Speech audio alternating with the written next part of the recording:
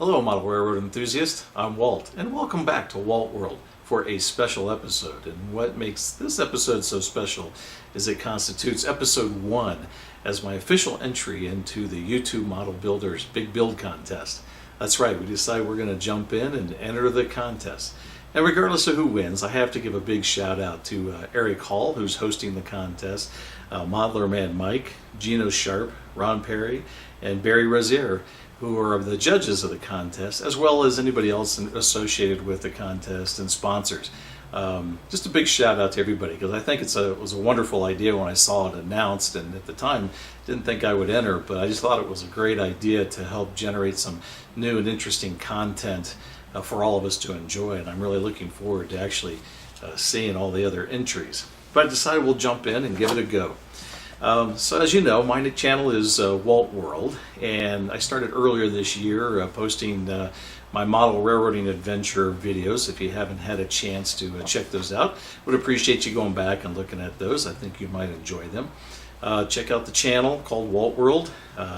Would really appreciate any feedback, comments, questions, suggestions, or whatever that you can leave, and of course always appreciate a thumbs up. So like a lot of people, I got my start in model railroading probably around age 9 or 10 when I received a Tyco model train set under the Christmas tree left by Santa Claus. And that was a great Christmas. I really enjoyed putting that together and running the trains. My dad went out and got me a 4x8 sheet of plywood, and we put together a nice little set and enjoyed running it. He enjoyed the trains as well. And of course, like anything, you get involved for a while and you kind of leave it as you grow up. That's why it's a hobby. But years later, I got back into it and built a pretty good sizable layout in my basement. It took up about a third or half of my basement, and I enjoyed running the trains then. But then, of course, I had to dismantle it in a move, and you know how that goes. And I'm still waiting the day where I can be kind of in another situation where I have, the time as well as the space to put another layout together. But that hasn't stopped me from enjoying the hobby, and I do enjoy building the structures and the kits, and that will eventually populate my future layout. One of the things I decided to do a little while ago was to build a little module unit instead of just building the individual kits. That it's only about 2 foot by 2 foot. That I'm going to create a downtown city scene. I wanted to build one city block that could put a lot of buildings together that eventually will bolt into my future layout. And I have a perfect spot on there for a building that I've already picked out. It's the M&T Arms Hotel, provided by Design Preservation Model, produced by Woodland Scenics. And my family was kind enough a little while back to get me that kit for a birthday. And I decided this is a perfect time to build it for the contest, as well as it will fit in nicely to this little city scene module, because it is a 4-story hotel. It's a nice size building. Looks nice. It'll fit nicely into this module. So that's what we're going to build as our entry into the YouTube Model Builders Big Build Contest. So let's get started. So we'll start with the unboxing. Or of course we should say unbagging, since it's the DPM kit. Here it is with all the parts. Removing each part. This is the styrene that's going to be used for the roof supports coming out. And of course I go through and look at each of the pieces of the walls. This is one with the sprue. The doors are actually separate on this building, which is kind of nice. A little different from the standard DPM kit, where the doors are actually separate. They're going to be recessed. I go through and inspect each of the pieces and what's going to be required.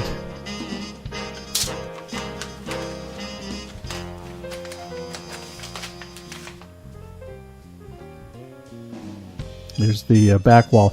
The back wall on one of the sides is actually a brick facade, and the front is actually a stone. Here's the roof, which is your typical styrene. And of course your plastic for your windows. Instructions. There's actually some extra styrene they provide you. This is to create the vestibules for those recessed doorways. And the usual instructions and the exploded view of how the whole thing goes together. So once I unbox all of this, I like to take everything up to my scanner and scan it into the computer So I have a copy front and back. This just in case I lose parts, but I also use it in the future from doing kit bashing and things like that. It's good to know what comes in each kit that I might be able to use. I don't know if you do this or not, but I think it's a good idea. All right, now we're just starting to desprue or just cut off all these little tabs from the molding process. It's pretty thick plastic, so you'll need to use your cutters or nippers. So just go through and cut all of these tabs off. Pointing out that a couple of these sides have actually the injection pins in the middle of the window. There's actually 4 of them on each side. And this is different from any other kits I've done, and they just tell you to kind of break them out like any styrene. But they're very thick plastic, and I found that they're very problematic. If you break them out and you're not careful, you actually tear out part of the window frame.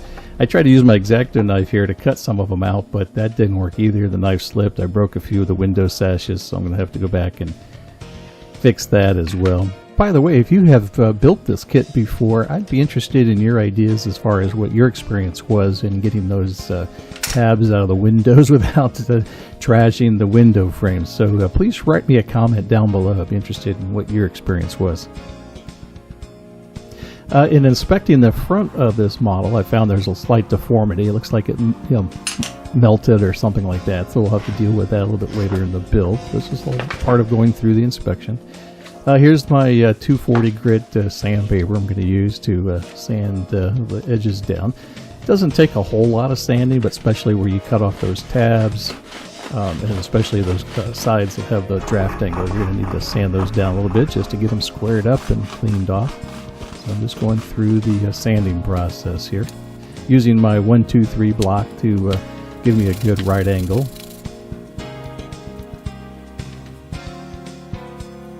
And as I go through, I try to put the edges back together and just start fitting everything just to make sure it's all coming together in a good way. Continue sanding as you need. Here I'm using my small flat file to file out some of those window frames that I ended up inadvertently damaging as I was trying to get those tabs out.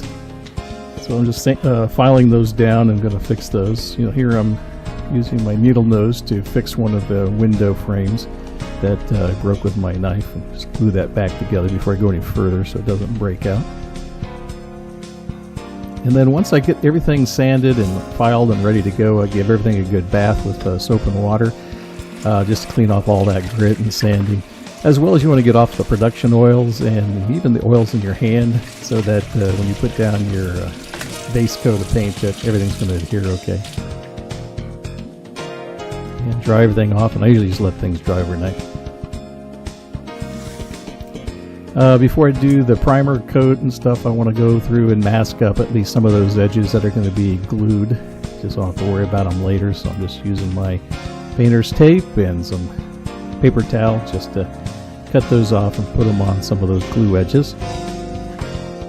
And everything in my box here to ready for the painting of the primer coat. I'm going to use a dark gray this is for the insides. Since I'm going to eventually light this building, I want to have it kind of dark so it doesn't have inadvertent reflections and things like that. I don't have a spray booth, so I'm just going to take this out to the garage. For the inside, I'm using this deep forest green. It's a nice dark color. It covers well. It's very flat, ultra flat. Here it comes back after just taking it out to the garage and spraying it up from multiple directions so you get a good coat as a primer. And then I just flip things over to prime the other side, which will be the exterior. In this case, I'm going to use on the exterior this red primer. Concludes episode 1, which is really the unboxing and showing you what the project is and who I am and my channel. Please be sure to like and subscribe, and we'll be back shortly with episode 2 to show the entire rest of the build. Thank you for joining me.